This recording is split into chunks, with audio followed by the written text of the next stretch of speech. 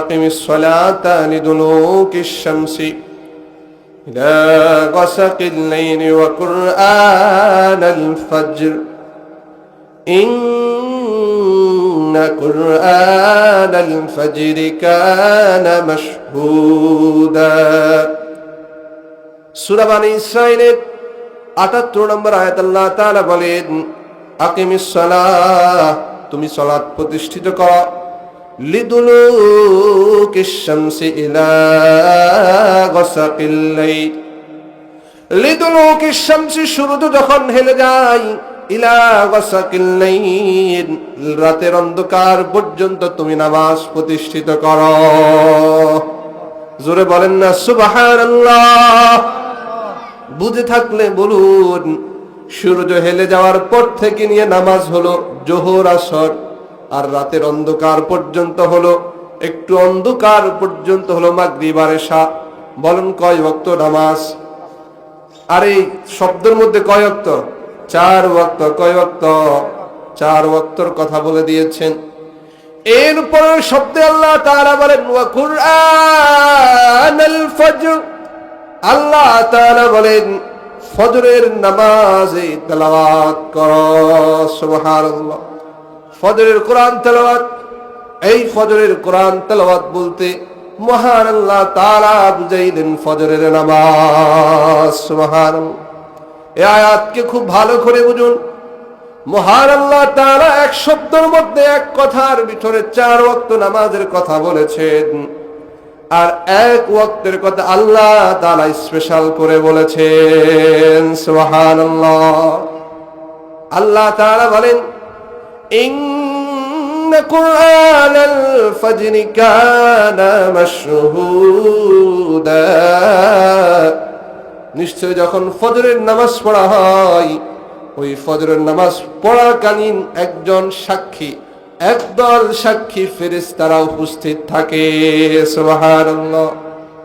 ভাই আমার, এই আয়াত থেকে আমি বুঝাতে যাচ্ছি, আজকে আমার আলোচ্য বিষয় হলো ফজরের নামাজের গুরুত্ব, ফজিলত। কোন নামাজ? জোরে বলেন কোন নামাজ? ফজরের নামাজ।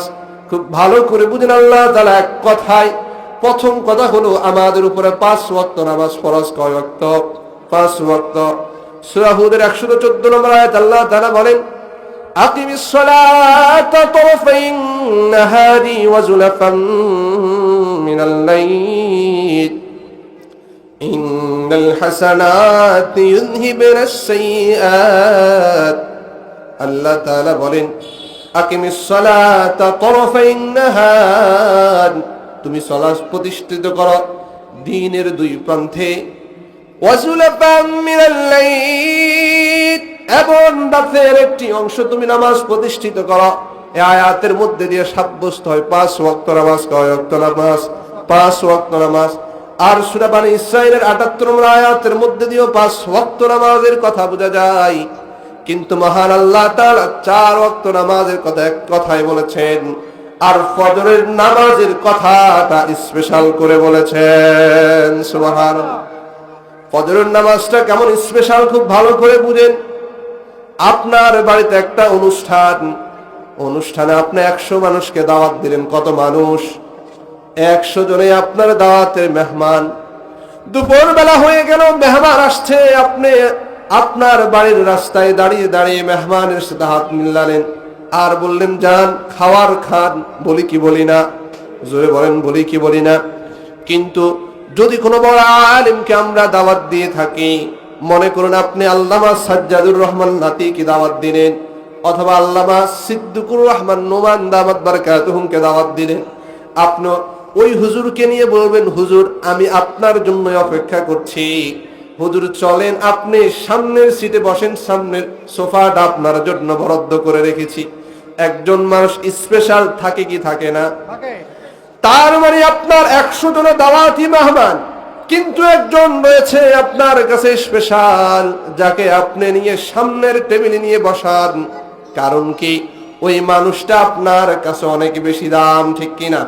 ঠিক আল্লাহ তাআলা 5 ওয়াক্ত নামাজের কথা বলে দিয়েছেন, কিন্তু ফজর নামাজটা স্পেশাল করে বলেছেন দাওয়াতে যেভাবে আপনি একজন মানুষকে স্পেশাল করে সামনের কাতারে বসান, সামনের সিটে বসান, ঠিক অনুরূপ আল্লাহ তাআলা 4 ওয়াক্ত নামাজের কথা এক কথায় বলেছেন, কিন্তু ফজরের নামাজটা স্পেশাল করে বলে দিয়েছেন। সুবহানাল্লাহ। এই ফজরের নামাজটা কেমন গুরুত্বপূর্ণ, আল্লাহ তাআলা নিজেই ফজরের গুরুত্ব বোঝানোর জন্য আমাদেরকে বলে দিচ্ছেন। সূরাতুল ফজর, ফজরের সূরার 1 নম্বর আয়াত, ওয়াল ফাজরি, ফজরের কসম। কিসের কসম? আরো জোরে বলেন, কিসের কসম? ওয়াল ফাজরি, ফজরের কসম। আল্লাহ তাআলা কোন সূরার নাম দেয় নাই যোহরের কসম, কোন সূরার নাম দেয় নাই আসর, কোন সূরার নাম দেয় নাই মাগরিব, কোন সূরার নাম দেয় নাই আশা, কিন্তু একটা সূরার নাম আল্লাহ তাআলা দিয়ে দিয়েছেন, ফজর। সুবহানাল্লাহ। এই ফজর কেমন দামি, আল্লাহ তাআলা বলেন ফজরের কসম। খুব ভালো করে বুঝেন, আল্লাহ তাআলা যেই বস্তুর দাম বেশি ওই বস্তুর নামেই কসম করেন। সুবহানাল্লাহ। আমরা দেখবেন দুনিয়ার মধ্যে খুব দামি জিনিসের কসম করে থাকি, ঝগড়া বিভেদ হলে আমরা বলি মায়ের কসম, বাবার কসম, বলি কি বলি না? জোরে বলেন, বলি কি বলি না? যদিও বা মায়ের কসম, বাবার কসম এটা বলা জায়েজ নাই, শুধুমাত্র কসম কার নামে হবে? আরো জোরে বলেন, কার নামে হবে? আল্লাহর নামে হবে। তারপর আমরা মা বাবার নামে কসম কেন করি? আমার আপনার কাছে মা বাবা বেশি দামি না বুঝে মা বাবার নামে কসম করি, করি কি করি না? আবার যারা জানে না তারা কি করে, ব্যবসা প্রতিষ্ঠানে গেলেন, ব্যবসা প্রতিষ্ঠানে গেলে বলে ভাই এটা কত টাকা? ভাই তুমি আমার কথা বিশ্বাস করো, আমার ক্যাশের কসম, আমার এই দোকানের কসম। করে কি করে না? কেন করে? কারণ তার এই ব্যবসা তার কাছে খুব দামি, এই ক্যাশ তার কাছে খুব দামি, এই জন্য ক্যাশের কসম করে কি করে না? জোরে বলেন, করে কি করে না? ঠিক অনুরূপ ভাবে আল্লাহ তাআলা ফজরের কসম করে বলে দিলেন, ওগো বান্দা খুব ভালো করে বুঝো, আমি আল্লাহর কাছে ফজরের সময় অনেক মূল্যবান। সুবহানাল্লাহ। আজকের সমাজের মধ্যে ফজরের নামাজে মুসল্লি কম না বেশি? অনেক কম নাকি খুব কম? অনেক অনেক অনেক বেশি কম। ফজরের মুসল্লি কম হলে সমাজের মধ্যে কেমন ভয়াবহতা, দুর্ভিক্ষ দেখা দিবে, সমাজের মধ্যে কিভাবে অনিষ্টতা দেখা দিবে, আমরা ক্রমান্বয়ে এগুলো শুনবো। কিসের নিয়তে? আমলের নিয়তে। কিসের নিয়তে? আমলের নিয়তে। দেখেন এই ফজরের নামাজটা কেমন দামি। দুনিয়াবি দৃষ্টিকোণ থেকে আমরা কিছু মেসাল শুনতে পারি। একটা ছেলে স্কুলে পড়ে, স্কুলে পড়ার ক্ষেত্রে সে যদি প্রথম ঘন্টায় যদি ক্লাসে না থাকে, দ্বিতীয় ঘন্টায় থেকে সে ক্লাসে উপস্থিত আছে, পরের দিন গেলেও তাকে অনুপস্থিত দেখাবে, ঠিক কিনা? কারণ সে প্রথম ক্লাসে ছিল না। ঠিক অনুরূপ আপনি 4 ওয়াক্ত নামাজ পড়লেন কিন্তু ফজরের নামাজটা পড়লেন না, যেভাবে ওই ছাত্র অনুপস্থিত নিয়ে দরখাস্ত নিতে হবে, আপনি ফজরের নামাজ মিস্টেকের কারণে না পড়ার কারণেও যদি মৃত্যুবরণ করেন আপনাকেও জাহান্নামে যেতে হবে। নাউজুবিল্লাহ। আজকের সমাজের মধ্যে দিনের শুরুর কাজটাকে আমরা অনেক বেশি গুরুত্ব দিই কি দিই না, কিন্তু ফজরের নামাজটাকে আমরা গুরুত্ব দিই না। আমরা কি করি, ফজরের সময় যদি সর্বপ্রথম সকালবেলা যদি দোকান খুললে আমরা বাকি দিই না, বলি কি কম টাকা হলে কম টাকা আগে নগদ বিক্রি করে ফেলি, কারণ প্রথম বিক্রির মধ্যে একটা ভাগ্য আছে, বলি কি বলি না? কেন? প্রথম কাস্টমার করলে, ভালো ক্রয় করলে মাথাটা ঠিক থাকে। তাহলে আল্লাহ তাআলা যে প্রথম হুকুম আমাদেরকে ফজরের নামাজ পড়তে দিয়েছে, পড়ার জন্য আদেশ করেছে, এটার গুরুত্ব কি কোনোভাবে কম? কোনোভাবেই কম না। এই জন্য দিনের প্রথম হুকুম যদি আল্লাহ তাআলার মেনে চলতে পারি তবেই তো আমরা সফল হয়ে যাব। সুবহানাল্লাহ। দেখেন দুনিয়ার সকল মানুষ পেনশন চায়, দুনিয়ার সকল মানুষ অপার চায়, চায় কি চায় না?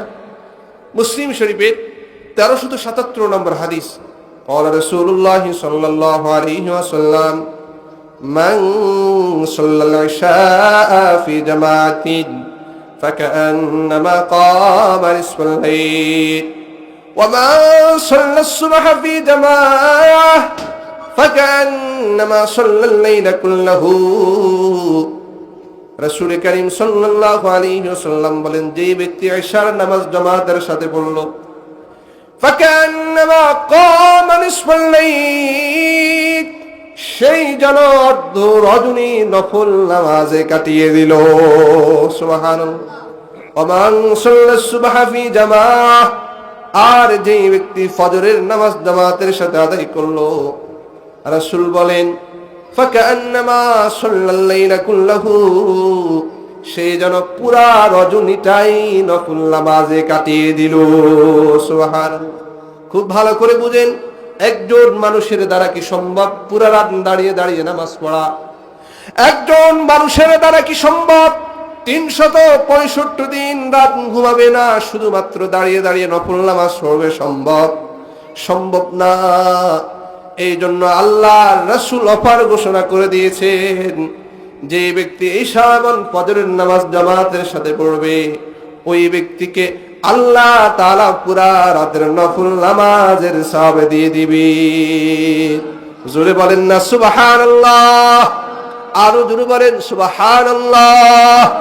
খুব ভালো করে বুঝেন, দুনিয়ার মানুষ সরকারি চাকরি করতে চায় কি চায় না? কেন চায়? কারণ সেই যখন বৃদ্ধ হয়ে যাবে, চাকরি চলে যাবে, কিন্তু পেনশন পাবে। কি পাবে? পেনশন পাবে। এই জন্য দেখবেন, কি দেখবেন, বাবা যখন মেয়েকে বিবাহ দিবে, বাবাও দেখে মেয়ের জামাই যার কাছে বিবাহ দিবে, ওই ছেলেটা সরকারি চাকরি করে কি করে না? চায় কি যায় না? কেন চায়? কারণ হলো ওই ব্যক্তি যখন বৃদ্ধ হয়ে যাবে, অটোমেটিক সরকারিভাবে তার অ্যাকাউন্টে একটি টাকা ঢুকবে কি ঢুকবে না? তাহলে দুনিয়ার মানুষ সরকারি চাকরির জন্য কত কষ্ট করে কি করে না? কেন করে? যখন বৃদ্ধ হয়ে যাবে, যাতে করে কাজ না করে কিছু পেনশন পায়। ঠিক কিনা? আরো জোরে বলেন ঠিক কিনা? এবার বুঝে থাকলে বলুন, আমি রাতের বেলা ঘুমাবো, আমার ঘুমানোর ক্ষেত্রে আমি যখন ঘুমাবো, আমি ঘুম যাব ঠিক, কিন্তু আমার আমল নামায় পেনশন হিসাবে নফল নামাজের সব উঠতে থাকবে। আরো জোরে বলেন না সুবহানাল্লাহ। আমি ফজরের নামাজ পড়ব, যদি ফজরের নামাজটা পড়তে পারি, পুরা রাত আমার আমল নামায় এক্সট্রা ভাবে, স্পেশাল ভাবে আল্লাহ তাআলার পক্ষ থেকে নফল নামাজের সব উঠতেই থাকবে। তাহলে আমরা দুনিয়ার যদি পেনশন খুঁজি, আখিরাতের পেনশন খুঁজতে হবে কি হবে না? জোরে বলেন না, আরো জোরে বলেন। ফজরের নামাজ হলো 4 রাকাত। কয় রাকাত? 4 রাকাত। আর রাতের বেলা হলো ধরেন 10 ঘন্টা, 12 ঘন্টা বাদ দিই 10 ঘন্টা, কয় ঘন্টা? তাহলে 5 ঘন্টা। 10 মিনিটে 4 রাকাত তো পড়া যায় নাকি? 4 মিনিটে 4 রাকাত পড়া যায়? ধরেন 10 মিনিটে আমরা 4 রাকাত পড়ি, তাহলে বাকি 5 ঘন্টায় আরো কত 2 2 4 4 4 কত রাকাত পড়া যাবে? প্রায় 500 থেকে 600, চাই 500 থেকে পড়া যাবে কি যাবে না? ধরেন 100 রাকাত তো আপনার দ্বারা পড়া সম্ভব না, কিন্তু আপনি যদি ফজরের নামাজটা জামাতের সাথে পড়েন, আল্লাহ তাআলা আপনাকে অর্ধ রজনী দাঁড়িয়ে দাঁড়িয়ে নামাজ পড়ার সওয়াব দিয়ে দিবেন। সুবহানাল্লাহ। একজন মানুষ ইউরোপে কেন যায়, প্রবাসে কেন যায়? সে জানে সেখানে অল্প কিছুক্ষণ কাজ করবে, অনেক টাকা কি পাবে? মূল্য পাবে, বোনাস পাবে। তাহলে আল্লাহর রাসূলও আমাদের জন্য ঘোষণা করে দিয়েছেন, অল্প সময় তোমরা মসজিদে সময় দাও, আল্লাহকে সময় দাও, দেখবা পুরা রজনীর সওয়াব আল্লাহ তাআলা তোমাদের আমলনামায় দিয়ে দিবেন। সুবহান। এরপরেও কি আমরা ইশার এবং ফজরের নামাজ মিস করব? জোরে বলেন করব? করা যাবে না। মুসলিম শরীফে 1318 নম্বর হাদিসের মধ্যে রয়েছে, قال رسول الله صلى الله عليه وسلم يتعاقبون فيكم ملائكة بالليل وملائكة بالنهار ويجتمعون في صلاة الفجر وصلاة العصر ثم يعرج إليه الذين باتوا فيكم فيسألهم وهو أعلم بهم فيقول كيف تركتم عبادي فيقولون تركناهم وهم يصلون وأتيناهم وهم يصلون। খুব ভালো করে বুঝেন, মুসলিম শরীফের 1318 নম্বর হাদিস, রাসূল করিম সাল্লাল্লাহু আলাইহি ওয়াসাল্লাম বলেন, ইয়াতাআকাবুনা বিকুম মালাইকাতুম বিল্লাইল, রাসূল বলেন দিনের বেলা এক ধরনের এক দল ফেরেশতা দুনিয়াতে ডিউটি পালন করে, আর রাতের বেলা এক ধরনের এক দল ফেরেশতা ডিউটি পালন করে। মানুষের আমলনামা রাখে, মানুষের আমলনামা রাখে। রাসূল বলেন ওয়ায়াজতামিউনা ফি সালাতিল ফজর ওয়া সালাতিল আসর, যারা যে সকল একদল ফেরেশতা দিনের বেলা ডিউটি পালন করে তারা ফজরের সময় আসে, আর যারা রাতের বেলা ডিউটি পালন করে তারা আসরের সময় চলে যায়, আসরের সময় আসে। যারা রাতের বেলা ডিউটি পালন করে আসরের সময় আসে, আর যারা দিনের বেলা ডিউটি পালন করে তারা ফজরের সময় আসে। তার মানে রাতে যারা ডিউটি পালন করে তারা ফজরের সময় যায়, আর যারা দিনের বেলা ডিউটি পালন করবে তারা ফজরের সময় আসে। আর রাসূল বলেন যারা রাতের বেলা ছিল তারা যখন আল্লাহ তাআলার কাছে গমন করে, আল্লাহ তাআলা প্রশ্ন করে আল্লাযীনা বাতু ফীকুম ফায়াসআলুহুম ওয়া হুয়া আ'লামু বিহিম, তোমরা যে আমার বান্দাদের কাছ থেকে এসেছো। রাসূল বলেন আল্লাহ তাআলা জিজ্ঞেস করেন ফায়াকুলু কাইফা তারাকতুম ইবাদি, তোমরা আমার বান্দাকে দুনিয়াতে কি রূপে দেখে এসেছো। সুবহানাল্লাহ, আমার বান্দাকে কিভাবে রেখে এসেছো? এবার বুঝে থাকলে বলুন আল্লাহ তাআলা কি জানেন না আমরা কোন অবস্থা আছে কি নাই? জানে কি জানে না? জানে। তারপরে মহাব্বত ভালোবাসা বৃদ্ধির জন্য আবার জিজ্ঞেস করে। দেখবেন আমাদের সন্তানরা যখন আমাদের সামনে পড়ে যায়, পড়ে গিয়ে কান্না শুরু করে, এরপর আমরা জিজ্ঞেস করি বাবা কেন কান্না করো, কে মারছে? জিজ্ঞেস করি কি করি না? কেন জিজ্ঞেস করি? তার মুখ থেকে আদর মাখা সেই কথাটা শুনতেও এক ধরনের মজা লাগে। এই জন্য আল্লাহ তাআলা ফেরেশতাদেরকে জিজ্ঞেস করেন ও আমার ফেরেশতারা ফায়াকুলু কাইফা তারাকতুম ইবাদি, তোমরা আমার বান্দাকে কিভাবে রেখে এসেছো? আমার বান্দাকে কিভাবে রেখে এসেছো? এবার রাসূল বলেন আল্লাহ তাআলা এই কথাই বলে, ফেরেশতারা বলেন ইয়া রাসূল, ওগো আল্লাহ আমরা আপনার বান্দাকে রেখে এসেছি কেমন? আগে এটা বুঝেন ভালো করে যে আমার বান্দা বলেছেন, কি বলেছেন? আরো জোরে বলেন, আমার বান্দা বলেছেন। এ কথা বলে নাই যে আমার মুমিনদেরকে, আমার ঈমানদারকে কিভাবে রেখে এসেছো, কি বলেছেন? আমার বান্দা। আল্লাহ তাআলা যে কাউকে বান্দা বলে না। এটা আগে এটা শেষ করি, হাদিসটা শেষ করি। ফায়াকুলুনা তারাকনাহুম ওয়া হুম ইউসাল্লুন ওয়া আতাইনাহুম ওয়া হুম ইউসাল্লুন। ফেরেশতারা বলে ওগো আল্লাহ আমরা যখন দুনিয়াতে গেলাম আপনার বান্দাদেরকে নামাজ পড়তে দেখলাম, আর যখন আমরা দুনিয়া থেকে চলে আসতে শুরু করলাম তখনও তাদেরকে নামাজ পড়া অবস্থায় দেখেছি। সুবহানাল্লাহ। অর্থাৎ তারা আসরের সময় আসলো, নামাজ পড়তে দেখলো, আবার ফজরের সময় যাইতেছে তখনও আল্লাহ বান্দাদেরকে ফজরের নামাজ পড়তে দেখলো। সুবহানাল্লাহ। খুব ভালো করে বুঝেন, আল্লাহ তাআলা বলছেন আমার বান্দাদেরকে কিভাবে রেখে এসেছো। আল্লাহ তাআলার এই কথাটা বুঝার জন্য দুইটা মিসাল খুব ভালো করে বুঝেন। একটা ছেলে যদি খুব খারাপ কাজ করে, মদ খায়, ইয়াবা খায়, গাঁজা খায়, মারামারি করে, কাটাকাটি করে, হানাহানি করে, বাবাকে ওই সন্তানের পরিচয় দেয় না। বরং কেউ যদি বলে অমুকের সন্তান এই করছে, অমুকের সন্তান এই করছে, বাবা যদি তখন দোকানে বসে থাকে, বাবা আস্তের উপরে দোকান থেকে উঠে যায় কি যায় না, আর মায়ের কাছে এসে বলে ওগো তুমি শুনছ, এই সন্তানের কারণে আজকে আমি সমাজে মাথা উঁচু করতে পারছি না, বলে কি বলে না? পক্ষান্তরে সন্তান যদি ডাক্তার হয়, সন্তান যদি ইঞ্জিনিয়ার হয়, সন্তান যদি সমাজসেবক হয়, সন্তান যদি খুব ভদ্র হয়, সন্তান যদি খুব ভালো হয়, বাবা জায়গায় জায়গায় গিয়ে বলে আমার সন্তান বড় ডাক্তার, বলেন কি ঠিক কিনা? বলে বাবা আমার সন্তান বড় আলেম, বুক খুলে বলে, বুক উঁচু করে বলে, নিজের সাথে সম্পর্ক করে বলে আমার একটা সন্তান মানুষের মতো মানুষ হয়েছে, বলে কি বলে না? দেখবেন যেই ছেলেটা সমাজের মধ্যে খুব ভালো, মানুষরা অন্য এলাকায় গিয়ে গর্ব করে আমার সমাজের মধ্যে একটা ছেলে আছে, এটা আমার সমাজের ছেলে। এটা কার ছেলে? আমার সমাজের ছেলে। এটা এই কথা বোঝানোর জন্য বলতেছি, আল্লাহ তাআলা যারা ফজরের নামাজ পড়ে তাদেরকে বলে কাইফা তারাকতুম ইবাদি, আমার বান্দাকে কিভাবে রেখে এসেছ। অর্থাৎ যারা নামাজ পড়ে তারা কার বান্দা? আর যারা নামাজ পড়ে না তাদের ব্যাপারে আল্লাহ কি কিছু জিজ্ঞেস করেছে? কিছু জিজ্ঞেস করে নাই। আর ফেরেশতারা বলল ফায়াকুলুনা তারাকনাহুম ওয়া হুম ইউসাল্লুন ওয়া আতাইনাহুম ওয়া হুম ইউসাল্লুন। ওগো আল্লাহ, আপনার বান্দাদেরকে গিয়েও নামাজে পাইলাম, আসার সময় আবারও নামাজের মধ্যে পাইলাম। সুবহানাল্লাহ। সূরা বনী ইসরাঈলের 1 নম্বর আয়াত আল্লাহ তাআলা বলেন সুবহানাল্লাযী আসরা বিআবদিহি লাইলান মিনাল মাসজিদিল হারাম ইলাল মাসজিদিল আকসাল্লাযী বারাকনা হাওলা।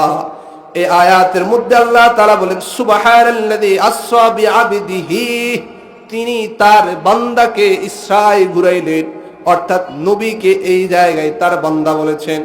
সূরাতুন নাজমের আল্লাহ তাআলা 10 নম্বর আয়াতের মধ্যে বলেন ফাআউহা ইলা আবদিহি মা আওহা, আমি আল্লাহ আমার বান্দার কাছেই ওহী প্রেরণ করি। সুবহানাল্লাহ।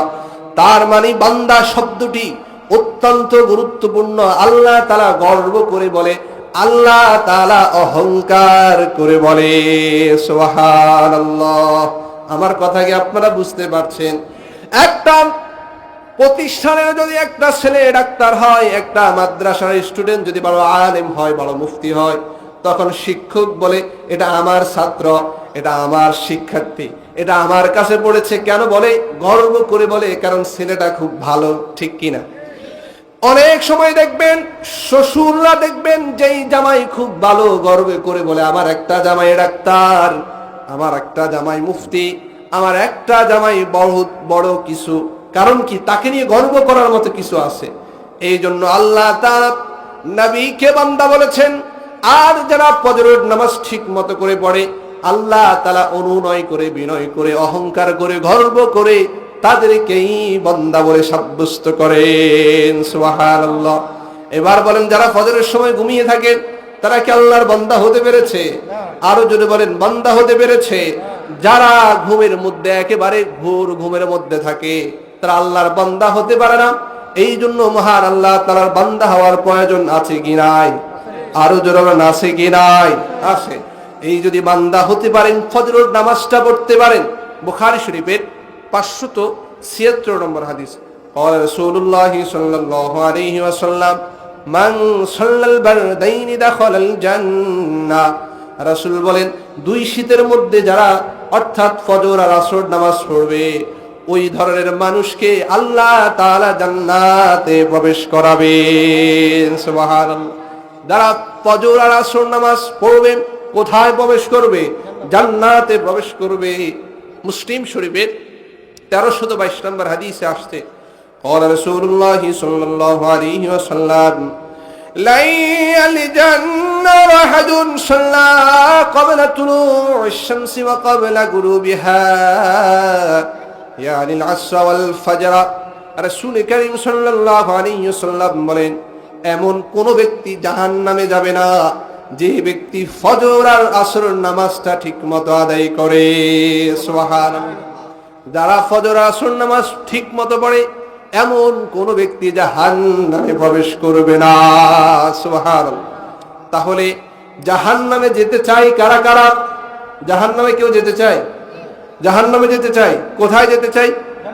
কারা কারা জান্নাতে যেতেছে দেখি তো? নারে তাকবীর।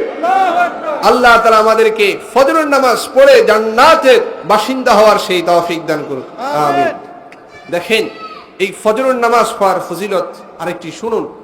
তিরমিজি শরীফের 222 নম্বর হাদিস, قال رسول الله صلى الله عليه وسلم من صلى الصبح في جماعة فهو في ذمة الله فلا تكفر الله في ذمته।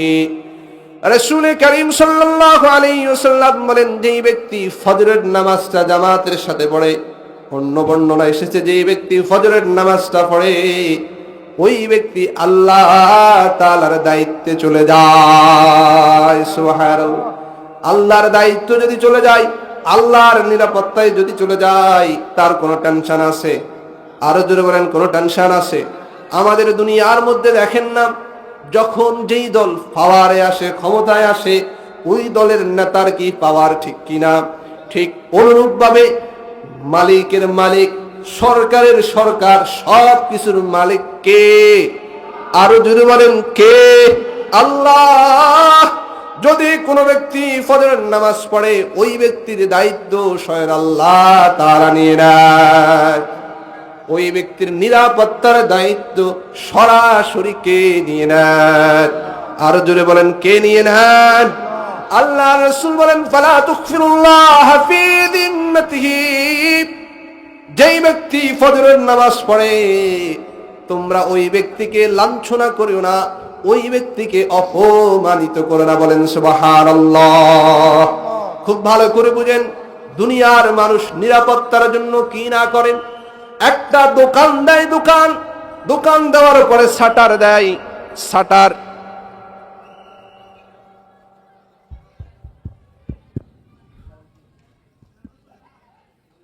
আমরা জিকির করি, লা ইলাহা ইল্লাল্লাহ, লা ইলাহা ইল্লাল্লাহ, লা ইলাহা ইল্লাল্লাহ, লা ইলাহা ইল্লাল্লাহ।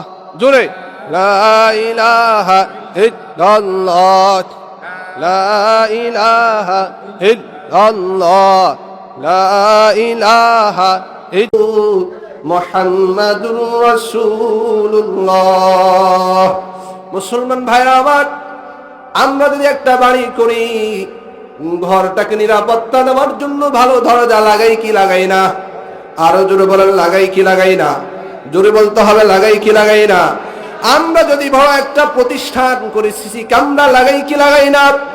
আমরা যদি রাজনীতি করে থাকি, এই দল ক্ষমতা আসলে ওই দলের নেতাদের কাছে গিয়ে ধর্ণা দিই শুধু নিরাপত্তার জন্য, ঠিক কিনা? যেই দলে ক্ষমতা পরিবর্তন হয়, কিছু মানুষ শরম টরম সব গুছিয়ে অন্য ব্যক্তির কাছে গিয়ে আবার নিরাপত্তার জন্য অন্য নেতার কাছে গিয়ে মাথা নত করে, কি করে না? আল্লাহ তাআলা প্রিয় রাসূল বলেন, যদি তুমি পুরা দিনের নিরাপত্তা চাও, তোমার এত মানুষের কাছে সম্মানহানি করার প্রয়োজন নাই, তালা কিনার প্রয়োজন নাই। মান সাল্লাস সুবহা, যে ব্যক্তি ফজরের নামাজ পড়বে, ওই ব্যক্তির নিরাপত্তা স্বয়ং আল্লাহ তাআলা দিবে। এটার চেয়ে যে সহজ কোন নিরাপত্তা আছে? রাসূল বলেন, ফালা তুগফিরুল্লাহ ফি যিম্মাতিহি, যে ব্যক্তি ফজরের নামাজ পড়ে তার সাথে অসৎ আচরণ কইরো না। এই জন্য হাজ্জাজ ইবনে ইউসুফ বিশাল এক শাসক ছিল। ওই ব্যক্তি যখন বিচার মজলিস বসাইতো, ওই আসামি যদি বলতো, জাহাফনা আমি ফজরের নামাজ পড়েছি, তিনি বলতেন, যাও, তোমার আজ কোনো শাস্তি হবে না। সুবহানাল্লাহ বলেন না, সুবহানাল্লাহ। তাহলে এই ফজরের নামাজ পড়া দরকার আছে কি নাই? আরো জোরে বলেন, আছে কি নাই? ফজরের নামাজের কেমন গুরুত্ব? মুসলিম শরীফের 1573 নম্বর হাদিস, قال رسول الله صلى الله عليه وسلم ركعة الفجر خير من الدنيا وما فيها। রাসূল করিম সাল্লাল্লাহু আলাইহি ওয়াসাল্লাম বলেন, 2 রাকাত ফজরের সুন্নাত দুনিয়ার মধ্যে যা কিছু আছে সব কিছুর চাইতে ফজরের 2 রাকাত সুন্নতের অনেক অনেক বেশি দাম। দুনিয়ার মধ্যে যা কিছু আছে সব কিছুর চাইতে দাম কোন বস্তুর? ফজরের 2 রাকাত সুন্নতের। তাহলে ফজরের 2 রাকাত সুন্নতের যদি এত বেশি দাম হয়, না জানি ফজরের ফরজ কত বেশি দাম হয়। সুবহানাল্লাহ। এই জন্য এই দামি নামাজটা চাইলে সবাই পড়তে পারে না, চাইলে সবাই পড়তে পারে না। কারা পড়তে পারে না? যারা মুনাফিক। যারা কারা? আরো জোরে বলেন, আরো জোরে। মুনাফিক। বুখারী শরীফের 657 নম্বর হাদিসের মধ্যে এসেছে, قال رسول الله صلى الله عليه وسلم ليس صلاة أثقل على المنافقين من الفجر والعشاء ولو يعلمون ما فيهما لأتوهما ولو حبوا। রাসূল করিম সাল্লাল্লাহু আলাইহি ওয়াসাল্লাম বলেন, ইশা এবং ফজরের নামাজ মুনাফিকদের জন্য সবচেয়ে বেশি কঠিন। অর্থাৎ মুনাফিকদের জন্য অন্য কোন নামাজ এত কঠিন না, ফজর আর ইশার নামাজ যতই না বেশি কঠিন। এবার বলেন, রাসূল বলেছেন ইশার এবং ফজরের নামাজটা মুনাফিকদের জন্য কঠিন, তাহলে মুমিনের জন্য কঠিন না সহজ? আরো জোরে বলেন, মুমিনদের জন্য কঠিন না সহজ? এবার আপনি আপনাকে প্রশ্ন করুন, ফজরের সময় মসজিদে এসে নামাজ পড়া আপনার জন্য কঠিন না সহজ? যদি বলেন কঠিন, তাহলে আপনার ঈমানের সমস্যা রয়েছে। আর যদি বলেন সহজ, তাহলে আপনি প্রকৃত ঈমানদার, আপনি প্রকৃত। এবার বলেন, আমাদের মসজিদে ফজরের সময় 10-12 জনের বেশি মুসল্লি হয়, কেন হয় না? বাকি সকলের কাছে ফজরের নামাজটা ভারী, আর রাসূল বলেন ভারী তাদের জন্যই যারা মুনাফিক। নাউজুবিল্লাহ কন্যা। এখন আমরা মুনাফিকের খাতায় আছি নাকি মুমিনের খাতায় আছি?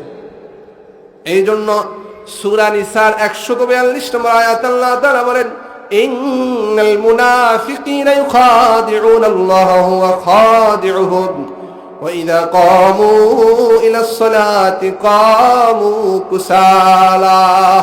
মুনাফিকরা আল্লাহকে ধোঁকা দেয়, বরং আল্লাহকে ধোঁকা দেয় না, তারা নিজেদেরকে ধোঁকা দেয়। আমি যদি ফজরের নামাজ না পড়ি, আল্লাহ কি ধোঁকাই পড়লো না? আমি ধোঁকাই পড়লাম, আমি নিজেই ধোঁকাই পড়লাম। এই জন্য আল্লাহ তাআলা বলেন, মুনাফিকরা ফজর ইশা পড়ে না, মুনাফিকি কাজ করে মনে মনে খুশি হয়ে যায়, আজকে আমি আল্লাহরে ধোঁকা দিলাম। বলেন না নাউজুবিল্লাহ। আল্লাহ তাআলা বলেন, ওয়াইদা কামু ইলাস সালাতি কামু কুসালা। যখন নামাজ দাঁড়িয়ে যায়, নামাজ প্রতিষ্ঠিত হয়ে যায়, তখন তারা অলস থাকে, মনোযোগ থাকে না, অমনোযোগী থাকে। ফজরের নামাজ চলে, তারা ঘরে ঘুমায়। ফজরের নামাজ চলে, বিশ্বকাপের খেলা চলে, সেই খেলা দেখে, ফজরের নামাজটা পড়তে পারে না। তাহলে রাসূল বলছেন ফজর আর ইশার নামাজটা সবচেয়ে ভারী কার জন্য? আরো জোরে বলেন, মুনাফিকের জন্য। এবার বলেন, আমার আপনার সমাজের মধ্যে মুনাফিক বেশি না মুমিন বেশি? এভাবে সরাসরি না বললেও হাদিসের মধ্যে যে বিষয়টা আসছে, আল্লাহ আমাদেরকে মুনাফিকি থেকে হেফাজত করুন। আরো জোরে বলেন আমিন। আমরা কি এই কাতারে যেতে চাই? কাল কিয়ামতের ময়দানে সবচেয়ে ভয়াবহ অবস্থা হবে মুনাফিকদের। কাফের মুশরিকদের দ্বারা ইসলামের যতই না বেশি ক্ষতি হয়েছে, তার চেয়ে বেশি মুনাফিকদের কারণে কি হয়েছে? ক্ষতি হয়েছে। আল্লাহ আমাদেরকে ফজরের নামাজ পড়ার সেই তৌফিক দান করুন। পড়বেন তো ইনশাআল্লাহ? ফজরের নামাজের ফজিলত তিরমিজি শরীফের 223 নম্বর হাদিসে রয়েছে, قال رسول الله صلى الله عليه وسلم بشر المشائين في الظلم إلى المساجد بالنور التام يوم القيامة। রাসূল বলেন, বাশশিরিল মাশাইনা ফিজ যুলামি, যারা অন্ধকার রাতে পায়ে হেঁটে হেঁটে মসজিদে গমন করে, ইলাল মাসাজিদ, মসজিদের দিকে গমন করে, বিন্নুরিত তাম ইয়াউমাল কিয়ামাহ, ওই ব্যক্তি জন্য কিয়ামতের ময়দানে নূরের সুসংবাদ দিয়ে দাও। সুবহানাল্লাহ। ও মুসলমান, কিয়ামতের ময়দানে নূরের কেন প্রয়োজন হবে? কিয়ামতের ময়দান হবে অত্যন্ত ভয়ানক, অত্যন্ত ভয়ঙ্কর। কিয়ামতের ময়দান হবে খুবই অন্ধকার। খুব ভালো করে বুঝেন, লাইটের প্রয়োজন হয় কখন? অন্ধকার হয় যখন, ঠিক কিনা? লাইটের প্রয়োজন হয় কখন? অন্ধকার হয় যখন। হাসরের ময়দানের মধ্যে অত্যন্ত ভয়ানক অন্ধকারাচ্ছন্ন থাকবে। এখন আপনার প্রশ্ন থাকতে পারে, হুজুর আমরা তো এতদিন জেনে এসেছি হাসরের ময়দানে একজন মানুষের বিগত অথবা 1 কিলোমিটার দূরে সূর্য থাকবে, শুনছি কি শুনি নাই? তাহলে অন্ধকার কেন হবে? প্রশ্ন জাগে কি জাগে না? আরো জোরে বলেন, জাগে কি জাগে না? সূরা তাকওয়িরের 1 নম্বর আয়াত আল্লাহ তাআলা বলেন, ইযাশ শামসু কুবিরাত ওয়া ইযান নুজুমু কাদারাত। আল্লাহ তাআলা বলেন, যখন কিয়ামত প্রতিষ্ঠিত হবে, কিয়ামত সংঘটিত হবে, সূর্যের আলো আল্লাহ তাআলা নিভিয়ে দিবেন, সূর্যের আলোকে মরিয়ে দিবেন। ওয়া ইযান নুজুমু কাদারাত, যে চাঁদ আমাদেরকে আলো দেয়, সেই চাঁদগুলো ঝরে ঝরে চূর্ণ বিচূর্ণ হয়ে পড়বে। এবার বলেন, সূর্যের আলো যদি না থাকে, আলোকিত হবে নাকি অন্ধকারাচ্ছন্ন হবে? এই জন্য এই এমন অন্ধকার হবে, খুব তাপমাত্রা থাকবে, কোনো আলো থাকবে না, কোনো কি থাকবে না, আলো থাকবে না। তিরমিজি শরীফের 2421 নম্বর হাদিস, قال رسول الله صلى الله عليه وسلم أدنيت الشمس من العباد حتى تكون قيد ميل أو اثنين। রাসূল বলেন, হাসরের ময়দানে ইযা কানা ইয়াউমুল কিয়ামাহ, হাসরের ময়দানে সূর্য একেবারে একেবারে নিকটে থাকবে। কতটুকু নিকটে থাকবে? কিদা মিনিন আও ইসনাইন, 1 মাইল অথবা 2 মাইল একজন মানুষের কাছে থাকবে। বলেন নাউযুবিল্লাহ। দুনিয়ার যেই সূর্য রয়েছে, দুনিয়ার জমিন থেকে সেই সূর্যের দূরত্ব হলো 14,96,00,000 মাইল দূরে, 14,96,00,000 কিলোমিটার দূরে। এবারে বুঝে থাকলে বলুন, এই সূর্যের তাপ যখন পড়ে আমরা কি মাঠে দাঁড়িয়ে থাকতে পারি? না না, বরং ঘরে গিয়ে প্যান ছাড়াই তারপরও আমাদের থাকাটা সম্ভব হয় না। তাহলে কাল হাসরের ময়দানে সূর্যের আলো থাকবে না।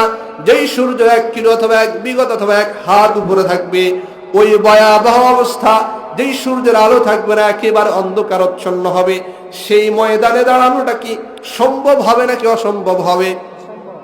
সূরা নূরের 40 নম্বর আয়াত আল্লাহ তাআলা বলেন, আও কাযুলুমাতিন ফি বাহরিল লুজ্জি ইয়াগশাহু মাওজুম মিন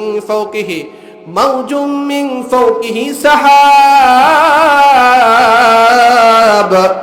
যুলুমাতুন বাদুহা ফাওকা বাদ ইযা আখরাজা ইয়াদাহু লাম ইয়াকাদ ইয়ারাহা ومن لم يجعل الله له نورا فما له من نور। ওই হাসর ময়দানটা কেমন অন্ধকারাচ্ছন্ন হবে আল্লাহ তাআলা মেসাল দিয়ে বুঝিয়ে দিচ্ছেন। লুজ্জি ইয়াগশাহু মাওজুম মিন ফাওকিহি সাহাব। আল্লাহ তাআলা বলেন, সমুদ্রের তলদেশে অন্ধকার না আলোকিত, সমুদ্রের তলদেশে অন্ধকার না আলোকিত, অন্ধকার। আল্লাহ তাআলা বলেন, ওই সমুদ্রের উপরে ঢেউ চলে, ঢেউ চলে, ঢেউর উপর আবার অন্ধকারাচ্ছন্ন মেঘ। তাহলে ওই সমুদ্রের নিচে কি ভয়াবহ অন্ধকার হবে! আও যুলুমাতুম বাদুহা ফাওকা বাদ, এর চাইতে অনেক বেশি ভয়ঙ্কর অন্ধকারের পর অন্ধকার। আল্লাহ তাআলা বলেন, ইযা আখরাজা ইয়াদাহু লাম ইয়াকাদ ইয়ারাহা, মানুষ তার হাত বের করবে, হাত দেখবে না, মানুষ তার কোনো অঙ্গই দেখবে না, এত অন্ধকার থাকবে। তবে হ্যাঁ, ওয়া মান লাম ইয়াজআলিল্লাহু লাহু নূরা ফামা লাহু মিন নূর। আল্লাহ তাআলা বলেন, কেবলমাত্র তাদের জন্য আলোকিত হবে যাদেরকে আল্লাহ তাআলা খুশি হয়ে নূর দান করবেন। আরো জোরে বলেন না সুবহানাল্লাহ, আরো জোরে বলেন সুবহানাল্লাহ। তাহলে কোন নামাজ পড়লে নূর দিবে? আরো জোরে বলেন, আরো জোরে বলেন, ফজরের নামাজ। তাহলে ওই হাসরের অন্ধকার ময়দানে নূরের প্রয়োজন আছে কি নাই? তাহলে ওই হাসরের অন্ধকার ময়দানে নূরের তো প্রয়োজন হবে। ফুলসিরাত পারি দেওয়ার জন্য নূরের প্রয়োজন হবে। সূরা মারইয়ামের 71 নম্বর আয়াত আল্লাহ তাআলা বলেন, ওয়া ইম মিনকুম ইল্লা ওয়ারিদুহা কানা আলা রাব্বিকা হাতমান মাকদিয়া। যত মানুষ হাসরের ময়দানে উপস্থিত হবে, পৃথিবীর সকল মানুষকে জাহান্নামের উপর দিয়ে একেবারে চিকন একটা রাস্তা দিয়ে জাহান্নাম অতিক্রম করতে হবে। আর ওই চিকন রাস্তাটা হবে অত্যন্ত অন্ধকার। ওই জায়গাটা কি হবে? অত্যন্ত অন্ধকার।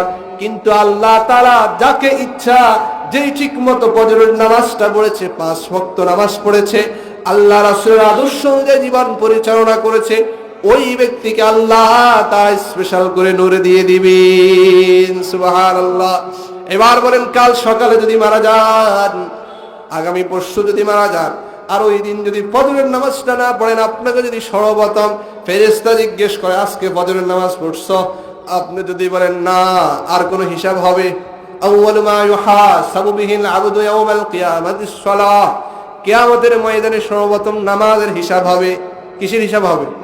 আর জোরে বলেন। নামাজের হিসাব হবে। 5 ওয়াক্ত নামাজের কোন ওয়াক্ত? প্রথম ওয়াক্ত। আরো জোরে বলেন, ফজরের নামাজ। তাহলে ফজরের নামাজটা যদি না পড়েন অন্যরা হিসাব কিছু দেওয়া লাগবে? আল্লাহ আমাদেরকে 5 ওয়াক্ত নামাজ ঠিক মতো পড়ার সেই তৌফিক দান করুন।